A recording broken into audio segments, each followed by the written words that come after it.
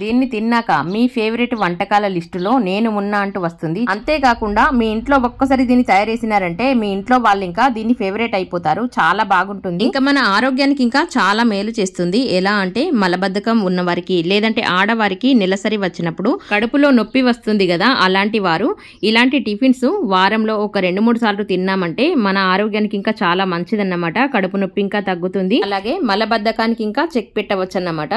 ఈ టిఫిన్ మనము ఎలా తయారు చేసుకోవాలో ఈ వీడియోలో చూద్దాము. వీడియోలోకి వెళ్లే ముందు వీడియోకి లైక్ చేసి మరిన్ని వీడియోస్ కోసం మన ఛానల్ ని సబ్స్క్రైబ్ చేసుకోండి. ఇప్పుడు దీన్ని ఎలా తయారు చేసుకోవాలో చూద్దాము. ముందుగా ఒక గంజు తీసుకొని గంజులోకి 1 కప్పు రాగులని తీసుకోవాలి. తర్వాత దీంట్లో నీళ్లు వేసి ఒక 2-3 సార్లు చక్కగా కడిగి తీసుకోవాలి. అవసరమైతే రాగులని గాలించి తీసుకోండి. ఎందుకంటే ఇసుక రాళ్ళ లాంటివి ఉంటాయి కదా, అందుకోసమని చక్కగా కడిగి గాలించి నీళ్ళంపేసిన తర్వాత దీంట్లోకి మనం ఇప్పుడు కొంచెం అన్ని మినుములు తీసుకుందాము. మనం రాగులు తీసుకున్న కప్పుతోనే 1 కప్పు వరకు మినుములు తీసుకోవాలి. మినుములను ఇంకా వేసి ఒకసారి మొత్తం అన్ని బాగా కడిగి తీసుకోవాలి. దీంట్లోకి మీరు కావాలంటే 2 కప్పుల రాగులనైనా వేసుకోవచ్చు.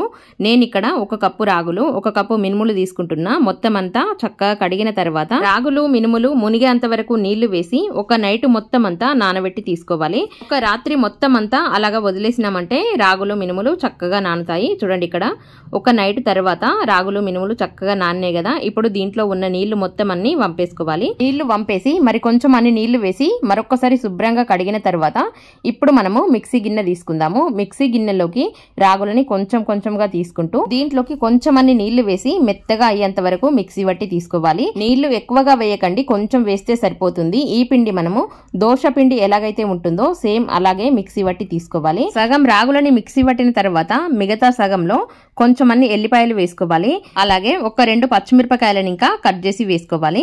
తర్వాత దీంట్లో కొంచెం అంతా జీలకర్ర వేసుకోవాలి. మీరు తినేదాన్ని బట్టి ఉప్పు వేసుకోండి. అలాగే కొంచెం అన్ని బీట్రూట్ ముక్కలు ఇంకా తీసుకుందాము. నేను ఇక్కడ ఒక సగం ముక్క బీట్రూట్ ని ఇలాగ చిన్న చిన్న ముక్కలుగా కట్ చేసి తీసుకుంటున్నా. ఇప్పుడు దీంట్లో కొంచెం అన్ని నీళ్లు వేసి ఇలాగ మెత్తగా అయ్యేంత వరకు మిక్సీకి వేసి తీసుకోండి. మొత్తం అంతా ఇలాగ చక్కగా మిక్సీ పట్టిన తర్వాత మిక్సీ గిన్నెకు కొంచెం పిండి అతుక్కొని ఉంటుంది కదా, దాన్ని ఇంకా కడిగి వేసుకుందాము. ఆడవాళ్ళ గుణం ఎలా ఉంటుంది అంటే ఎనికి నుండి ఏనుగులు పోయినా పర్వాలేదు గాని ముందు నుండి పీనుగు పోవద్దు అని అంటూ ఉంటారు. అందుకోసమని మిక్సీ గిన్నెకు అతుక్కున్న దాన్ని ఇంకా బాగా కడిగేసి ఒకసారి మొత్తం అంతా బాగా కలిసేంత వరకు చక్కగా కలిపేసుకోవాలి. చూడండి, ఇలాగ మొత్తం అంతా చక్కగా కలిసిపోయింది కదా. ఇప్పుడు దీన్ని పక్కన పెట్టుకొని మనం ఇప్పుడు చట్నీ తయారు చేసుకుందాము. చట్నీ అంటే మామూలు చట్నీ కాదండి, ఇది పింకు చట్నీ అన్నమాట. చాలా బాగుంటుంది. మిక్సీ గిన్నెలోకి కొంచెం అన్ని పచ్చి కొబ్బరి ముక్కలు తీసుకోండి. తర్వాత కొంచెం అన్ని పుట్నాలు తీసుకోండి. అలాగే కొంచెం అన్ని బీట్రూట్ ముక్కలు ఇంకా తీసుకోండి, చిన్నగా కట్ చేసి. కొంచెం అన్ని ఎల్లిపాయలు, అలాగే కొంచెం అంత జీలకర్ర, ఒక 2-3 పచ్చిమిరపకాయలను ఇంకా కట్ చేసి వేసుకోండి. మీరు తినేదాన్ని బట్టి తగినంత ఉప్పు ఇంకా వేసి కొంచెం అన్ని నీళ్లు వేసి దీన్ని మొత్తం అంతా చక్కగా మెత్తగా అయ్యేంత వరకు మిక్సీ పట్టి తీసుకోవాలి. చూడండి, ఇలాగా బరకగా లేకుండా చాలా మెత్తగా అవ్వాలన్నమాట. ఇప్పుడు చట్నీ తాలింపు వేసుకుందాము. కడాయి పొయ్యి మీద పెట్టి కొంచెం అంత నూనె వేసి ఆవాలు, జీలకర్ర, ధనియాలు, కొంచెం అన్ని కట్ చేసిన ఎల్లిపాయలు వేసి బాగా వేగిన తర్వాత కొంచెం అన్ని ఎండుమిరపకాయలు, కళ్యామాకు ఇంకా వేసి మొత్తం అంతా చక్కగా వేగిన తర్వాత దీన్ని ఇప్పుడు చట్నీలో వేసి కలిపేసుకుంటే సరిపోతుంది.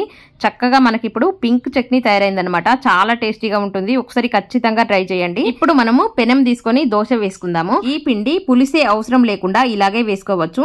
ఉల్లిగడ్డని సగం ముక్క కట్ చేసి నూనెలో ముంచిన తర్వాత ఒకసారి పెనం పైన రుద్దుకోండి. దోశ చక్కగా వస్తుంది. అందుకోసమని ఉల్లిగడ్డతో బాగా రుద్దిన తర్వాత ఒక 2 చెంచాల పిండి వేసుకోండి. పెనం పైన 2 చెంచాల పిండి వేసి మరీ స్పీడ్ గా తిప్పకుండా కొంచెం నెమ్మదిగా తిప్పండి.